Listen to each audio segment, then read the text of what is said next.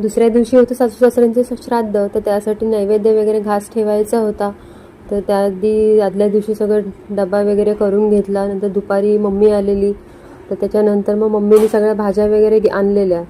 हिच्यामुळे काय नीट जाता येत नाही खाली, सगळं घेता पण आलं नसतं, हिने घेऊन पण दिलं नसतं. तर सगळं काम वगैरे आवरलं. चपाती भाजी तर सकाळी झालेली होती, तर तिला खिचडी बनवायला घेतली. तेवढ्यात ती झोपली. तिचा भात बनवून घेतला. नंतर उठल्यावर तिला भरवलं वगैरे.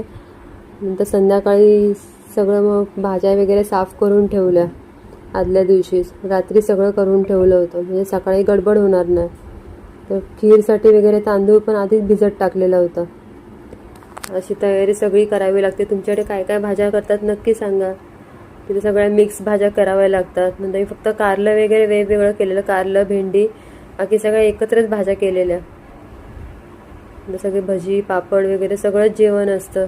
तर 12-12:30 वाजले तरी माझी तयारी काय चालूच होती.